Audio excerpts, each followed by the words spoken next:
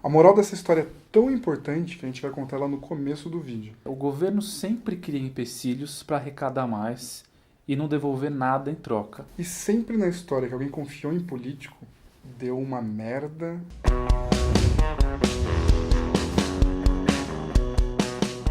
Em 1720 aconteceu uma revolta muito importante em Minas Gerais contra algumas imposições da coroa portuguesa. E essa revolta ficou conhecida como Revolta Filipe dos Santos. Mas pera, então isso foi antes dos Inconfidentes.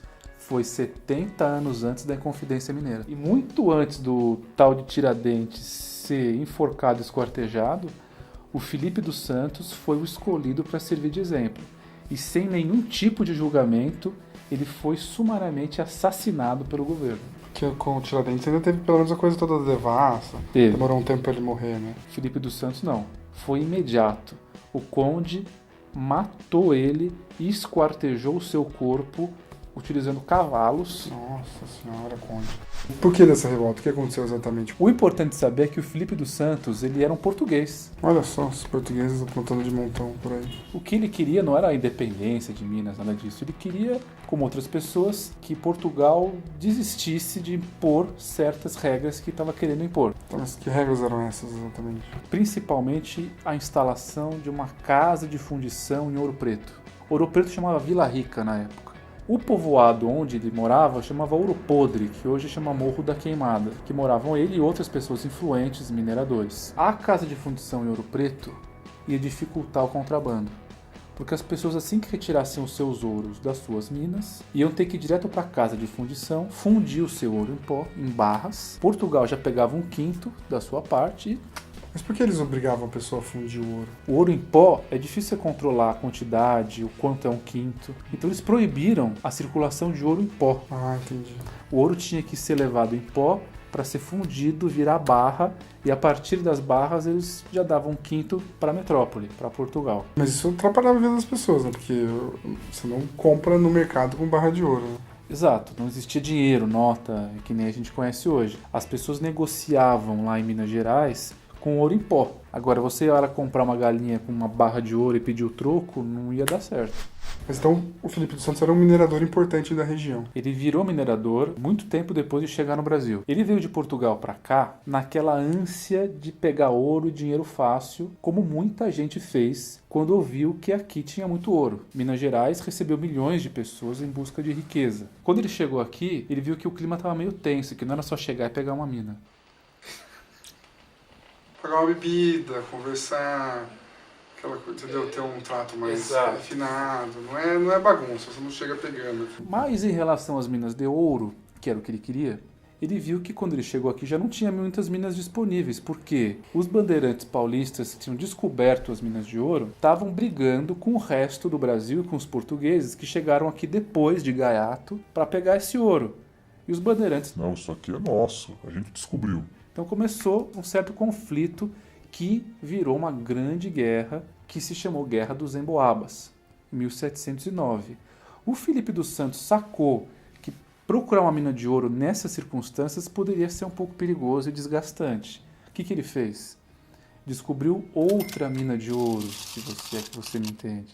Ou seja, vender alimentos e provisões para os dois lados, porque lá não tinha comida, não tinha hotel, não tinha nada. As pessoas foram lá procurar ouro sem ter onde ficar e o que comer. Não tinha Então, uma estrutura. não tinha uma estrutura. Ele praticou o tropeirismo, criando gado, levando alimento, provisões, e enriqueceu com isso. Quando ele enriqueceu com isso, ele comprou uma mina. Era um empreendedor dos Era um daqueles empreendedor. dias, né? Uma mina em Ouro Podre, que era um vilarejo ali de Vila Rica, virou um minerador importante daquela região. Quando a coroa portuguesa impôs que ia construir uma casa de fundição e que ouro em pó estava proibido, ele e outras pessoas importantes se rebelaram. E aí tem uma questão de bastidor que é a seguinte: teria sido Filipe dos Santos o verdadeiro mentor e o iniciador de toda a revolta? Acho que era, não tem o nome dele, né?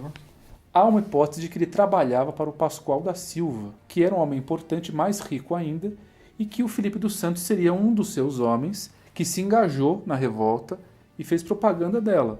Ou, outra hipótese, que o Filipe dos Santos era o cabeça mesmo e o iniciador de toda a revolta. O fato é que houve a revolta. Isso não dá pra... Em relação a isso não há dúvida. A capital de São Paulo e Minas de Ouro, Mas era um estado só nessa época? Minas Gerais só começou a existir como estado autônomo depois dessa revolta.